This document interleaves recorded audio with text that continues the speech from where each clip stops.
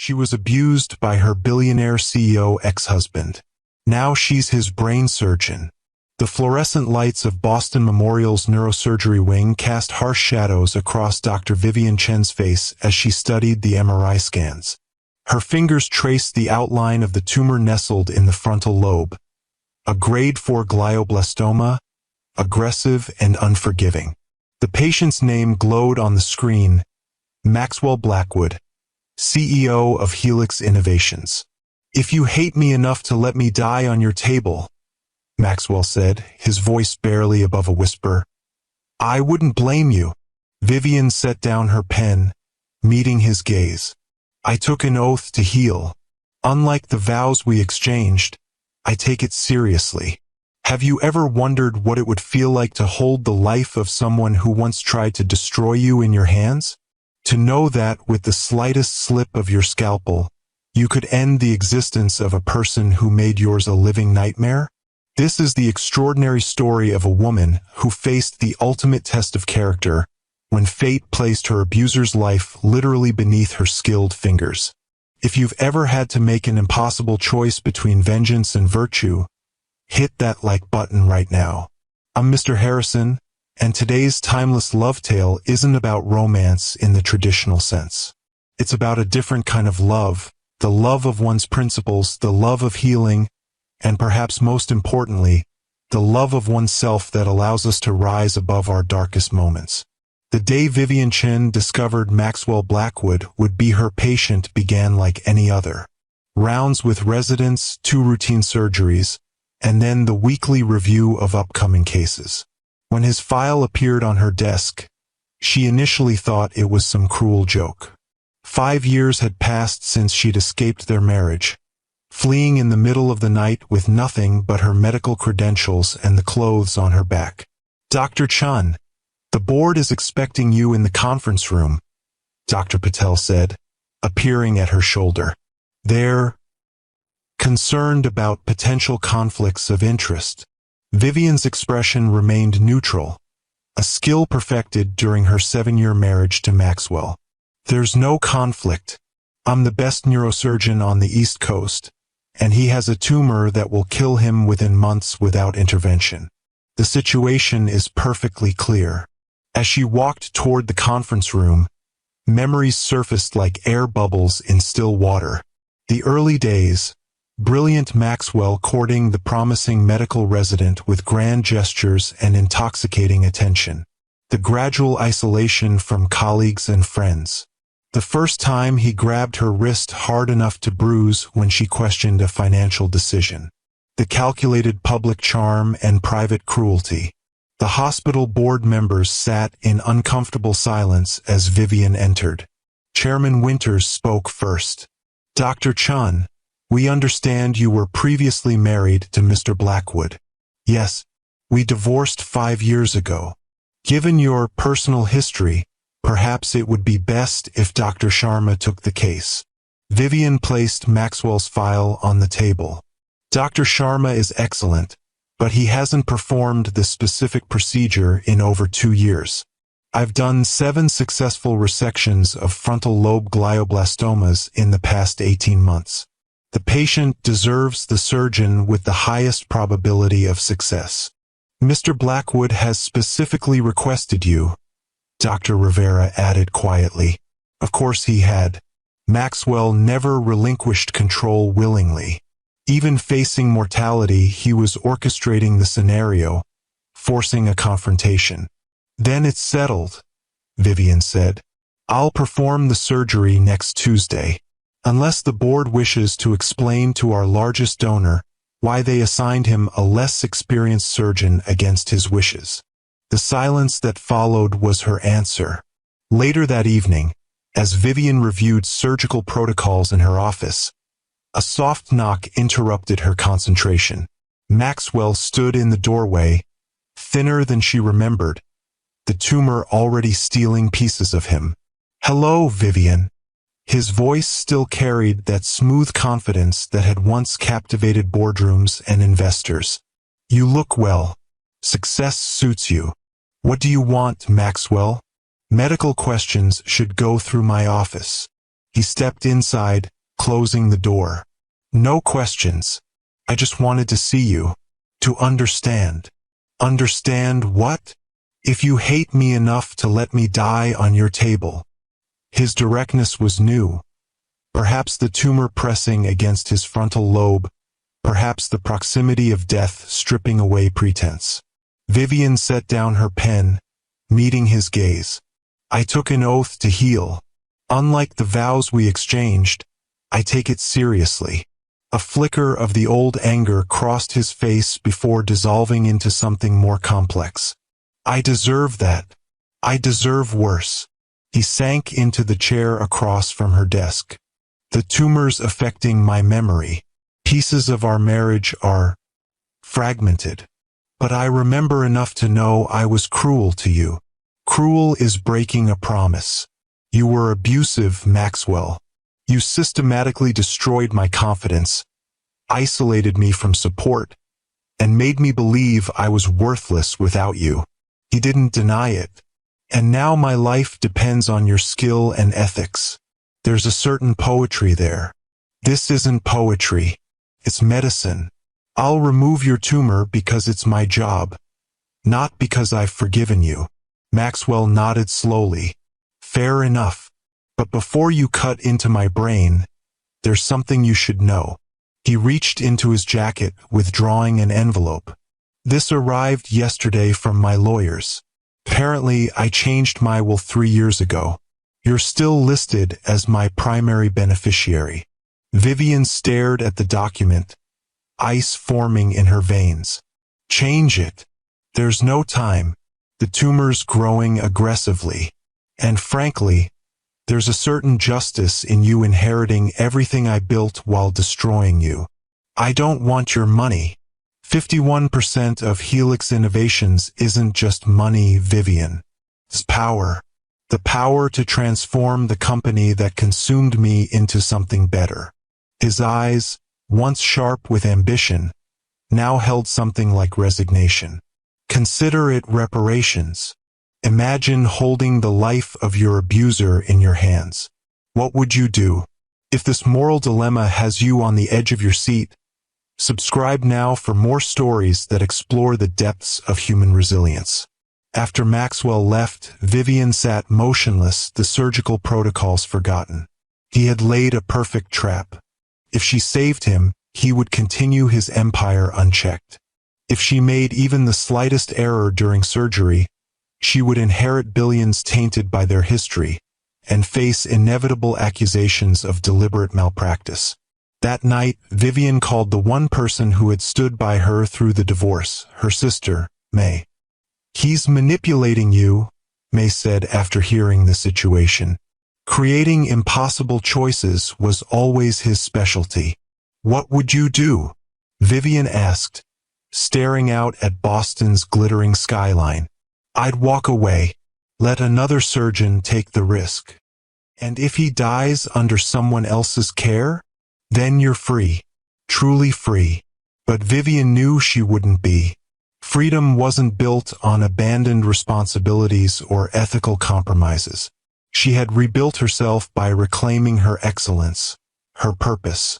Stepping away now would be surrendering to fear, exactly what Maxwell had conditioned her to do during their marriage.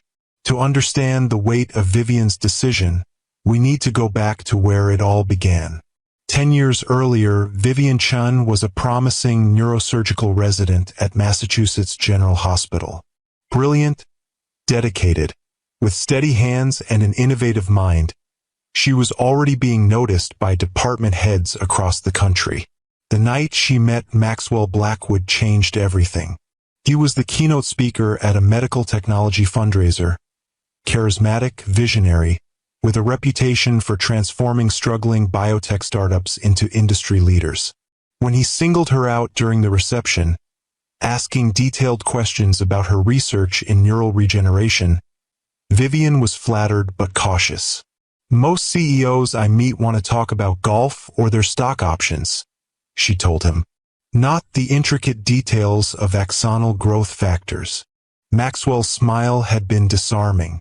I'm not most CEOs. and you're clearly not most residents. Have dinner with me tomorrow. I want to hear more about your theories on post-trauma neural pathways. Their courtship was a whirlwind of intellectual connection and undeniable chemistry. Maxwell seemed to understand her ambition, her dedication to medicine. He sent research papers instead of flowers, arranged meetings with leading neuroscientists, listened intently when she spoke about her dreams of revolutionizing brain surgery techniques. "You're extraordinary, Vivian," he told her 6 months later, as he proposed on the rooftop garden of his penthouse. "Together we could change the world." The first signs of trouble appeared subtly, almost imperceptibly. Maxwell suggested she transfer to Boston Memorial, where he had connections on the board. "It's a better program for your specialty," he insisted, "and closer to Helix headquarters." When she hesitated, concerned about leaving her established mentorships, his disappointment was palpable. "I thought you were serious about advancing your career. This is an opportunity most residents would kill for." She made the transfer, telling herself it was a logical career move. And at first it seemed to be. Maxwell's connections opened doors, accelerated her access to cutting-edge research. Their wedding was small but elegant, covered by both medical journals and business publications. The brilliant surgeon and the biotech visionary, a power couple bridging science and industry. The changes in their relationship after marriage were gradual but relentless. Maxwell's suggestions became expectations. His interest in her work shifted from supportive to controlling. He questioned her late nights at the hospital, her male colleagues, her research priorities. "You're spending too much time on that spinal regeneration study," he said one evening, reviewing her research notes without permission. "The neural interface technology has more immediate commercial applications." "That's not why I'm doing the research," Vivian replied. "The spinal work could help thousands of paralysis patients. And the interface work could help millions while securing your reputation. I'm just looking out for your career, Vivian. You sometimes miss the bigger picture." The first physical incident came 2 years into their marriage. Vivian had questioned a financial decision Maxwell had made, moving funds from her personal account into a joint investment without consulting her. "It's a time-sensitive opportunity," he explained dismissively. "I didn't want to bother you with details while you were preparing for that surgery." "That's not the point, Maxwell. That money was from my grandmother. You should have asked me." His hand shot out, gripping her wrist with bruising force. "Don't question my judgment on financial matters. Ever." His voice remained eerily calm, even as his fingers tightened. "I've built a billion-dollar company. I think I can handle your inheritance." Later, he sent roses to her office. "I'm sorry I was short with you," the card read. "The pressure of the merger negotiations has me on edge. Forgive me?" She did, and she forgave him after the next incident. And the next. Each followed the same pattern: escalation, apology, a period of remorse and renewed attentiveness, then gradual resumption of control. Classic abuse cycle she would later recognize in therapy. But in the moment, she was too close to see the pattern, too isolated to gain perspective.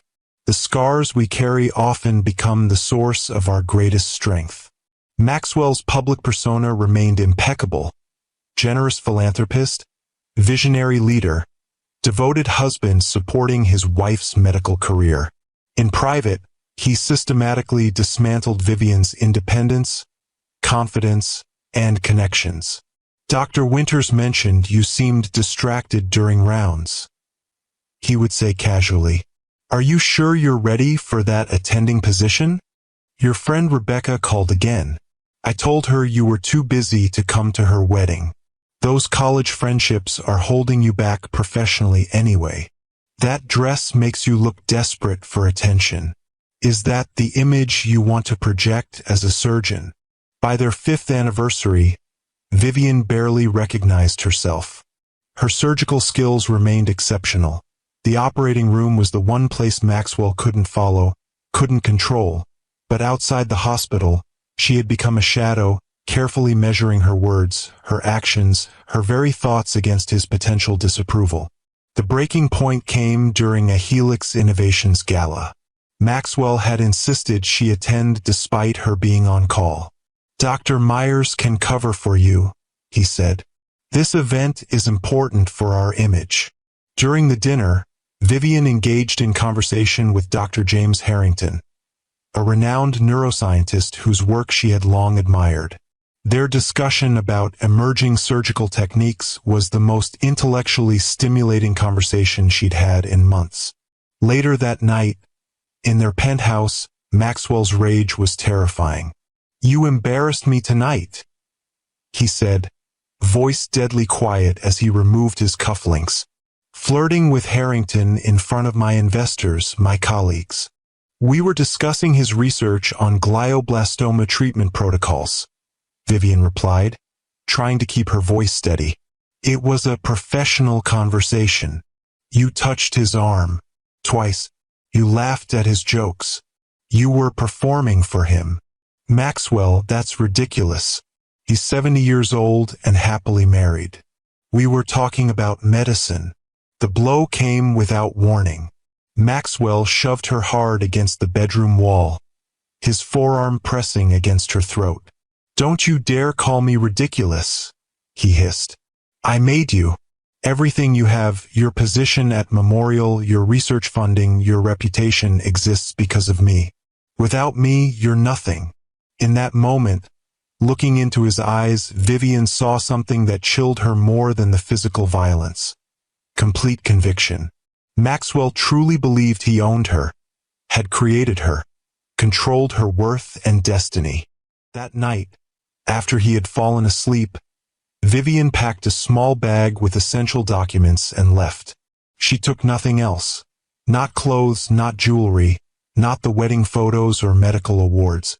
Just her credentials, her passport, and the emergency cash she'd been secretly saving in her locker at the hospital.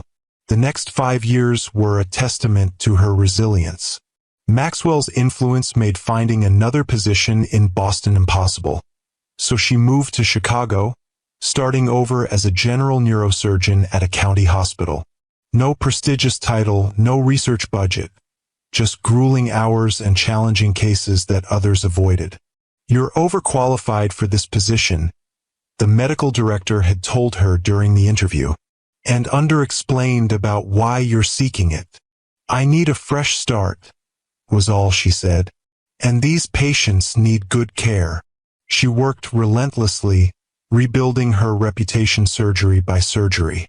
When Maxwell's lawyers found her, and they did 6 months later, she refused the settlement offers, the threats, the attempts to lure her back. "Tell Mr. Blackwood that my silence isn't for sale," she instructed her attorney. "I don't want his money. I just want to be left alone." Eventually, the legal harassment stopped. Whether Maxwell had lost interest or found another target, Vivian didn't know or care.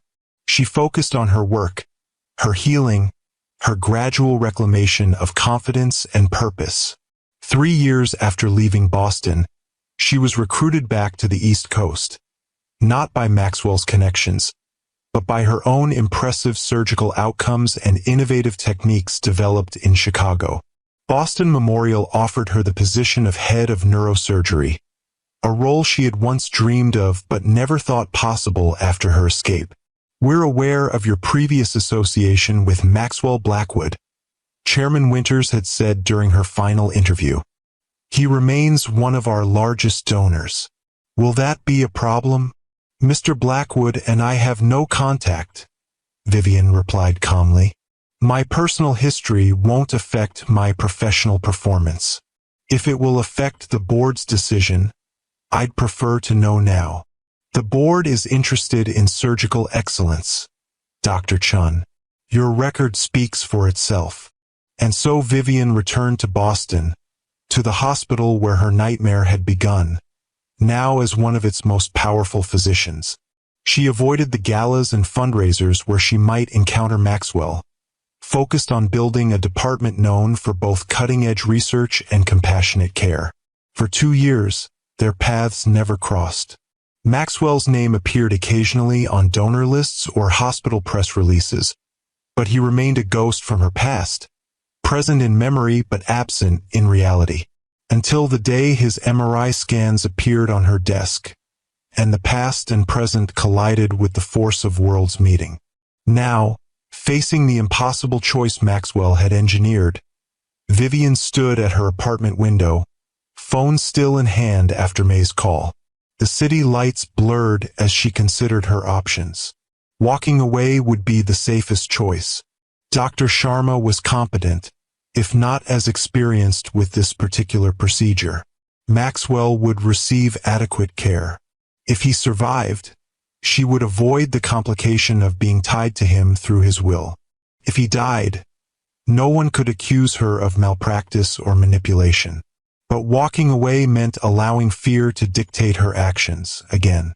It meant acknowledging that even now, years later, Maxwell still held power over her choices, her courage, her commitment to medicine. "No," she whispered to the empty room. "Not this time." The morning of the surgery arrived with crystalline clarity. Vivian moved through pre-op procedures with practiced precision, her team responding to her quiet authority. When Maxwell was wheeled in, already sedated, she felt nothing but professional focus. "Scalpel," she said and began. The operating room fell into the familiar rhythm of a complex neurosurgical procedure. The steady beep of monitors, the soft requests for instruments, the concentrated silence as Vivian navigated the delicate landscape of Maxwell's brain. The tumor had grown tentacles around critical structures, making a complete resection challenging without risking permanent damage. "Suction here," she directed her assistant. "We need better visualization of the anterior margin." For hours in, they encountered unexpected bleeding. "BP's dropping," the anesthesiologist warned. 90/60 and falling. "I've nicked a vessel," Vivian said, her voice calm despite the crisis. "Bipolar forceps and patties." For 10 seconds, she worked to control the hemorrhage, acutely aware that any delay could result in brain damage or death. Her hands remained steady, her focus absolute. This wasn't Maxwell Blackwood beneath her instruments. This was a human brain, the most complex structure in the known universe, and her responsibility to protect. "Bleeding's controlled," she announced finally. "Let's continue with the resection." 6 hours after the first incision, Vivian stepped back from the table. "We've achieved maximum safe resection. Approximately 94% of the tumor mass removed. Let's begin closure." As her team prepared to close, Vivian studied the surgical field one last time. She had done everything possible, removed every accessible part of the tumor without compromising critical brain structures. The remaining cancer cells would require radiation and chemotherapy, but she had given Maxwell the best possible chance at extended survival. She had kept her oath. "Family of Maxwell Blackwood?" She called into the waiting area after changing out of her surgical scrubs. A young woman rose, Cassandra, Maxwell's assistant, whom Vivian remembered from the final year of her marriage. Behind her stood James Blackwood, Maxwell's younger brother and CFO of Helix. "He's stable," Vivian explained. "We removed approximately 94% of the tumor mass, which is excellent for this type of cancer. He'll need to begin radiation and chemotherapy once he recovers from surgery." "Thank you, Dr. Chun," Cassandra said, genuine gratitude in her eyes. "I know this couldn't have been easy for you." James stepped forward, his expression unreadable. "My brother doesn't deserve your skill or your ethics, but I'm grateful you have both." The comment startled Vivian. During her marriage, James had been Maxwell's shadow, seemingly in awe of his brilliant older brother. This acknowledgement suggested a shift in dynamics she hadn't anticipated. "I was doing my job," she replied simply. "The post-op team will update you when he's moved to recovery. Sometimes the most powerful revenge is refusing to become what hurt you." 3 days later, Maxwell regained consciousness. Vivian was reviewing his post-op scans when a nurse called from his room. "Dr. Chun, he's asking for you." Maxwell lay propped against pillows, a shadow of the commanding presence he'd once been.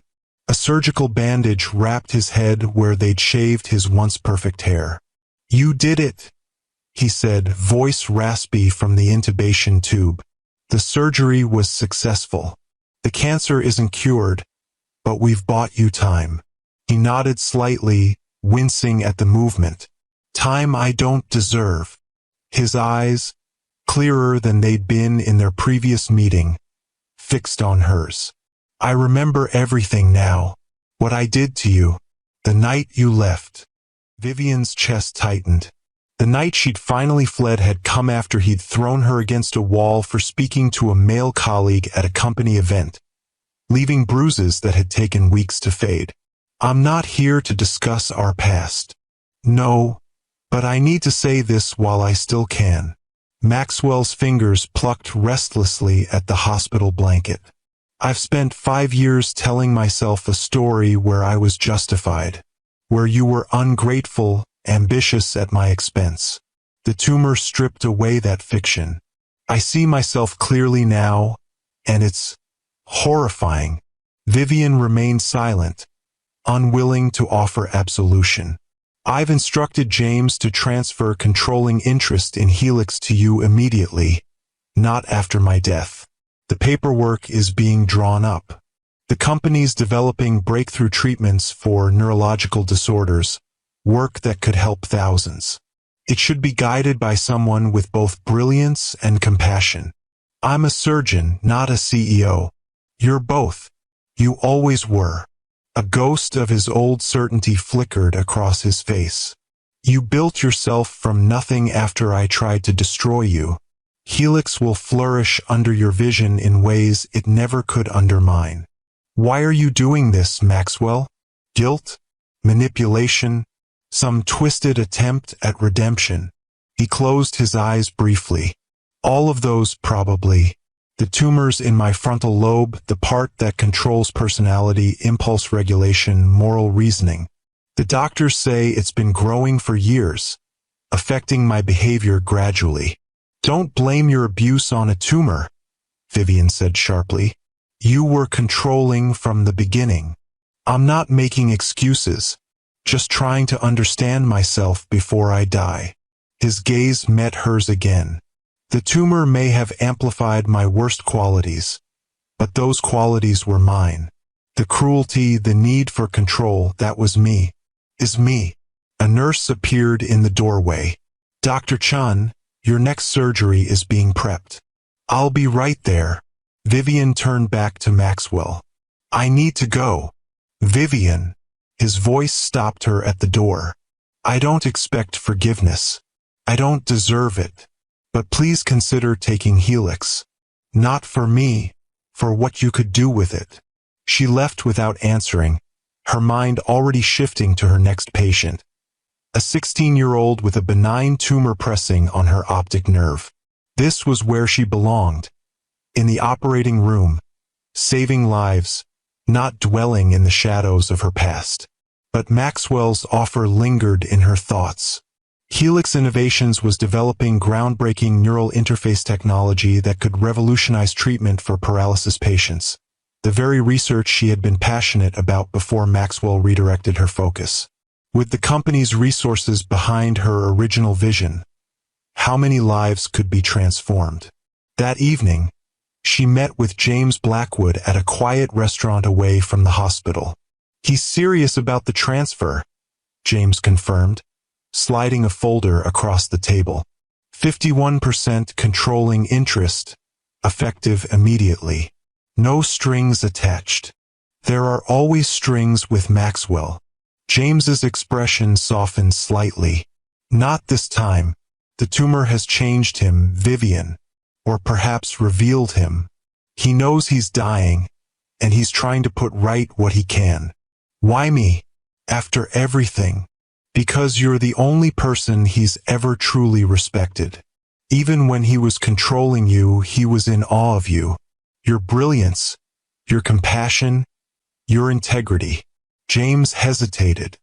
And because he knows you'll use Helix for something meaningful, not just profit. Vivian opened the folder, scanning the legal documents. I'd need to maintain my surgical practice. I'm not giving up medicine. We anticipated that. The proposal includes appointing a COO to handle day-to-day operations. You would guide research priorities and major strategic decisions. And if I refuse, then the shares go into a charitable trust after his death. But he hopes you'll accept. Vivian closed the folder. I need time to think. Of course, but not too much time. His prognosis is measured in months, not years. If you believe in the power of forgiveness not as absolution but as freedom, share this video with someone who needs to hear this message. The next weeks passed in a blur of surgeries, follow-up appointments, and late nights reviewing Helix's research portfolios. Maxwell began radiation therapy, the treatment further depleting his once formidable energy. Vivian monitored his progress professionally but maintained emotional distance. 1 month after the surgery, she made her decision. She arranged a meeting with Maxwell in his private room at the hospital's VIP wing. I'll accept controlling interest in Helix, she told him without preamble. With conditions. Maxwell, noticeably thinner but clear-eyed, nodded. Name them. First, the neural regeneration research gets priority funding. The work I wanted to pursue before you redirected me. Done. Second, Helix establishes a foundation for domestic violence survivors, focusing on professional women whose careers were derailed by abusive partners. Educational grants, job placement, legal support. A flicker of pain crossed his face. Yes, that's appropriate. Third, you step down as CEO immediately. Not when you're too sick to function now. I won't have the company destabilized by a gradual transition. James is prepared to take interim leadership until you're ready. Vivian nodded. Those are my terms. I accept them all. Maxwell's gaze held hers. Thank you for not refusing out of spite. The company has potential to do tremendous good under your guidance. I'm not doing it for you. I know. That's why you're the right person. He hesitated. There's one more thing. Not a condition, a request. Will you hear it? Vivian tensed but nodded. When the time comes, and it will come sooner than the oncologists are telling me, I'd like you to be my physician. Not for more surgery, but for end-of-life care. The request stunned her. Why? Because you'll be honest with me. Because you won't prolong my suffering out of misplaced compassion. Because you, more than anyone, have earned the right to witness the end of what I was. Vivian felt an unexpected surge of emotion. Not forgiveness, not quite compassion, but something adjacent to both. I'll consider it. 2 months later, Vivian stood at the podium of Helix Innovations Research Facility, announcing a new initiative focusing on traumatic brain injury treatments for domestic violence survivors. The irony wasn't lost on her. Using Maxwell's company and fortune to heal the very type of wounds he had inflicted. Maxwell attended the announcement in a wheelchair, visibly weakened by his ongoing treatment but determined to witness this transformation. Their eyes met briefly across the crowded atrium. No words passed between them, none were needed. She had cut into his brain and emerged with her integrity intact. He had lost everything and found a sliver of redemption in that loss. The Resilience Initiative will combine cutting-edge neurological research with practical support systems, Vivian explained to the assembled press and medical community. Brain injuries from physical trauma often go undiagnosed in domestic violence survivors, leading to cognitive and emotional challenges that can persist for years after they've escaped their abusers. The audience listened intently as she outlined the three-pronged approach. Advanced diagnostic protocols specifically designed to detect subtle brain injuries, innovative treatment methodologies, and comprehensive support services including housing assistance, legal aid, and career counseling. As medical professionals, we often treat the visible wounds while missing the invisible ones, she continued. As a society, we ask survivors why they didn't leave sooner, without understanding how trauma physically alters brain function, decision-making, and perception of risk. The Resilience Initiative aims to change that narrative through science, education, and compassion. The questions afterward were thoughtful, engaged.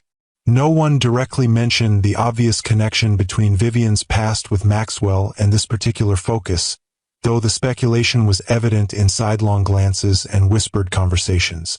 As the event concluded, James approached her. Powerful presentation. The research community is already buzzing about potential collaborations. Good. We'll need partners to make this work at scale. Maxwell would like to speak with you, if you have a moment. James nodded toward the corner where Maxwell's wheelchair was positioned, somewhat removed from the departing crowd. Vivian hesitated, then nodded. I'll be right there. She made her way across the room, accepting congratulations and exchanging brief words with colleagues. When she reached Maxwell, she was struck by how rapidly he had declined in the weeks since his last follow-up appointment. The radiation and chemotherapy had taken their toll, leaving him gaunt and ashen. "Congratulations," he said, his voice weaker than she remembered. "You've accomplished more in 2 months than I did in 2 years." The groundwork was already there in the research division. It just needed direction. "Your direction." He gestured to the chair beside him. "May I have 5 minutes of your time? As a patient, not as whatever we are to each other now." Vivian sat, maintaining professional composure. "What can I do for you?" "The headaches are getting worse. The new MRI shows progression despite treatment." His clinical detachment might have seemed cold to others, but Vivian recognized it as a coping mechanism they both shared. "I'd like to discuss palliative options. Have you spoken with Dr. Reeves? She's heading your oncology team." "Yes, she's recommended hospice care within the next few weeks." "I'd like your opinion as my neurosurgeon." Vivian considered her response carefully. "The tumor is behaving as expected for a glioblastoma. The treatment has slowed progression but not stopped it. Dr. Reeves's recommendation is sound from a medical perspective." Maxwell nodded slightly. "And my earlier request? About end-of-life care? I've spoken with the palliative care team. I'll oversee your case in conjunction with them." Relief flickered across his features. "Thank you." As Vivian stood to leave, Maxwell reached for her hand. The first voluntary physical contact between them since before she'd left him. She allowed it briefly. "The Resilience Initiative," he said quietly. "It's perfect. Using what broke you to heal others." "It didn't break me," Vivian corrected him. "It nearly did. But here I am." "Yes, here you are." His fingers slipped from hers. "Stronger at the broken places." 3 weeks later, Maxwell was moved to the palliative care unit. His decline accelerated rapidly, the tumor's growth outpacing even the most aggressive pain management protocols. Vivian visited daily, reviewing his care plan, ensuring his comfort, maintaining the professional distance that protected them both. On a rainy Tuesday evening, she entered his room to find him unusually alert, sitting up slightly against his pillows. "I've been waiting for you," he said. "There's something I need to tell you." Vivian checked his medication chart before responding. "Your pain levels? Manageable." This isn't about that. He gestured weakly to the chair beside the bed. Please, it's important. She sat, noting the yellow tinge to his skin, the pronounced hollows beneath his cheekbones. The end was very near. I found your journal, he said, after you left. The one you kept hidden in your medical textbooks. Vivian stiffened. The journal had documented the abuse, dates, incidents, her feelings, her growing fear.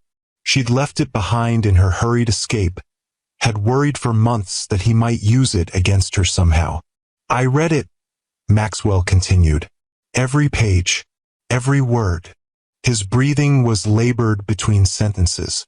It was like reading about a stranger, a monster. But it was me. Why are you telling me this now? Because you deserve to know that I saw the truth, that I couldn't hide from it anymore. His eyes, sunken but clear, held hers. The journal is in the safe at the penthouse. James has instructions to return it to you. Vivian felt an unexpected weight lift from her shoulders. Not forgiveness, but validation. For years, Maxwell had denied the reality of his abuse, had twisted events to blame her, had made her question her own memories and perceptions. Now, at the end, he was acknowledging the truth. Thank you for telling me, she said simply. There's more. Maxwell's voice was fading, the brief surge of energy waning. I've recorded a statement. Full admission of what I did to you. It's with my lawyer, to be released after my death if you ever want it public. Why would I want that? Vindication, closure, or to protect others from men like me. His eyes drifted closed momentarily. Your choice. Always your choice now. Vivian sat with him until he fell asleep, watching the shallow rise and fall of his chest, the occasional twitch of his fingers. The man before her bore little resemblance to the charismatic, controlling figure who had once dominated her life. Death was the great equalizer, stripping away power, pretense, position. 2 days later, Maxwell Blackwood slipped into a coma. Vivian was performing surgery when it happened, deep in concentration as she removed a tumor from a 10-year-old boy's cerebellum. When she emerged from the operating room, James was waiting. He's gone, James said simply, peaceful at the end. The nurses said he just let go. Vivian nodded, absorbing the news with a complex mixture of emotions she couldn't immediately identify. I'm sorry for your loss. Are you? James asked, not unkindly. Yes, she realized, somewhat surprised. Not for the man who hurt me, but for the man he might have been. For the brother you loved despite his flaws. James's eyes filled with unexpected tears. Thank you for that. For seeing the distinction. The following weeks brought a flurry of activity, Maxwell's funeral, which Vivian did not attend, the formal announcement of her position as controlling shareholder of Helix Innovations, the launch of the first clinical trials under the Resilience Initiative. She moved through it all with focused determination, channeling her energy into the work rather than dwelling on the complicated emotions surrounding Maxwell's death. 1 month after the funeral, James delivered a small package to her office. From Maxwell, he explained. He asked that I wait until things had settled before giving it to you. Alone that evening, Vivian opened the package to find her journal, its leather cover worn but intact, and a sealed envelope. Inside was a handwritten letter, the script shaky but legible.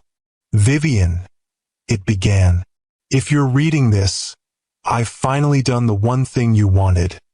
I've disappeared from your life permanently. There are no adequate words for what I did to you, no explanation that justifies it, no apology that erases it. I won't insult you by trying.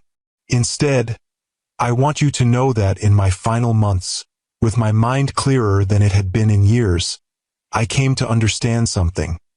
You were never the broken one. It was me, always me. You were extraordinary from the first moment I saw you, and my greatest crime was trying to diminish that light because it exposed the darkness in me. The company is yours now to shape according to your vision, the vision I once claimed to support before I tried to control it. The fortune is yours, to use or give away as you see fit. Consider it not as blood money or guilt payment, but as resources returned to their rightful owner. You earned this power through your brilliance and resilience long before you cut into my brain. I leave you with one final truth. You held my life in your hands, and you chose healing over harm. That choice defines you far more than anything I ever did to you. Maxwell. Vivian set the letter down, tears falling freely for the first time since she'd left him 5 years earlier.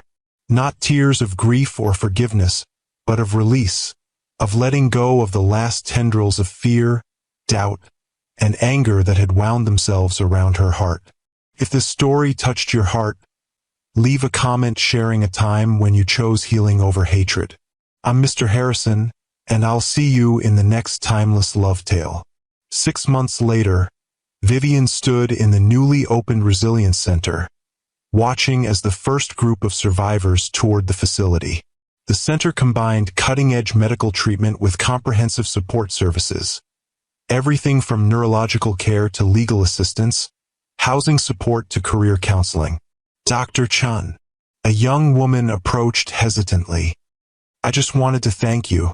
Your research on traumatic brain injury helped my doctors finally diagnose what was happening to me after years of my ex-husband's abuse. The treatments here have given me my life back. Vivian smiled, genuinely moved. I'm glad we could help. That's exactly why this center exists. As the woman moved on, Vivian caught sight of her reflection in a nearby window. Confident, purposeful, whole. The journey from victim to victor had been long and painful, but standing here, witnessing the tangible impact of her work, she knew every step had been necessary. She had entered Maxwell's orbit as a brilliant young doctor, been diminished by his abuse, and emerged as both healer and leader. The journey had left scars, but scars were evidence of survival, of wounds that had closed and healed stronger than before. The power to heal and the power to harm had always existed in her skilled hands. In choosing the former, even for the man who had broken her, she had finally completed her own reconstruction. And in that choice lay the most profound victory of all. As the Resilience Center flourished, expanding to 3 additional locations across the country within the first year, Vivian maintained her surgical practice alongside her leadership of Helix Innovations. The balance wasn't always easy, but it fulfilled both sides of her nature. The healer who worked with her hands and the visionary who could transform systems. On the anniversary of Maxwell's death, Vivian visited his grave alone. She brought no flowers, said no prayers. She simply stood in silence, acknowledging the complex intersection of their lives. How someone who had caused her such pain had ultimately, unwittingly, helped create her greatest purpose. Dr. Chun. A voice interrupted her thoughts. She turned to find James Blackwood approaching, surprise evident on his face. I didn't expect to see you here. Neither did I, she admitted. It felt important somehow, to mark the day. James nodded, understanding in his eyes. The board meeting yesterday, your presentation on expanding the neural interface technology to pediatric applications was remarkable. Maxwell would have been proud. No, Vivian said gently. He would have been threatened. The old Maxwell, at least. That's the difference between building something for yourself and building something for others. They walked together toward the cemetery gates. An unexpected companionship formed in the aftermath of complicated grief. The journal, James said hesitantly. Did it help? Having it back. Vivian considered the question.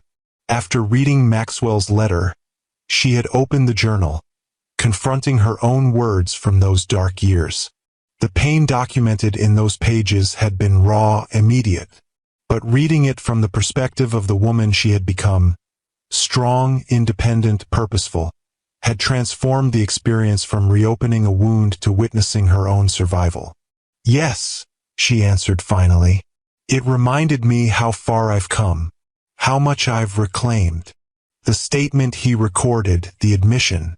"Have you decided what to do with it?" Vivian had wrestled with this question for months. Making Maxwell's abuse public would validate her experience, potentially help other women recognize warning signs she had missed. But it would also define her forever in relation to him, the brilliant surgeon who had been Maxwell Blackwood's abused wife, rather than Dr. Vivian Chen in her own right. "I'm keeping it private," she said, "not to protect his memory, but to own my story on my terms. The work we're doing with the Resilience Initiative speaks louder than any confession." James nodded. "I think that's wise." As they reached the parking lot, Vivian's phone chimed with a hospital alert. "I need to go. Emergency craniotomy." "Of course." James hesitated, then added, "He wasn't always the man you knew. Before the power, before the tumor. There was goodness there once." Vivian offered a small smile. "I believe you. We all contain multitudes. The tragedy is when we let our darkest impulses eclipse our better nature." Driving to the hospital, Vivian reflected on the strange journey that had brought her here. If someone had told her 6 years ago, as she fled her marriage with nothing but her credentials and determination, that she would one day control Maxwell's company, transform it into a force for healing, and find peace in the process, she would have thought it impossible. Yet here she was, not defined by what had been done to her, but by what she had chosen to do in response. In the operating room an hour later, Vivian stood over a young woman with a traumatic brain injury, the result of domestic violence. The parallels weren't lost on her as she carefully navigated the delicate tissues, repairing what had been damaged. "BP stable," the anesthesiologist reported. "Vitals looking good." Vivian worked with practiced precision, each movement deliberate and confident. This was her element, where skill met purpose, where damage could be repaired, where healing was not just possible but probable. "There's the bleeder," she murmured, identifying the source of pressure on the brain. "Bipolar forceps, please." As she completed the procedure, Vivian felt the familiar sense of rightness that came with using her abilities to their fullest potential. This was what Maxwell had tried to diminish, to control, to redirect for his own purposes. This gift that was uniquely hers. "Nice work, Dr. Chun," her resident said as they closed. "Clean margins, minimal tissue disruption. She'll need comprehensive follow-up," Vivian instructed. "Not just physical recovery but psychological support. Make sure she's connected with the Resilience Center before discharge." Later, in her office, Vivian updated the patient's family. "The surgery was successful. We've relieved the pressure on her brain and repaired the damaged blood vessels. Recovery will take time, but she has every chance of a full return to function. Will she be herself again?" the patient's sister asked, fear and hope mingling in her voice. "The brain has remarkable plasticity," Vivian explained. "It can create new pathways, adapt to injury, rebuild what was damaged. But she'll need support, medical, emotional, practical. And she'll need to believe in her own capacity to heal." "Like you did," the sister said unexpectedly. "After Maxwell Blackwood." Vivian stilled, surprised by the direct reference.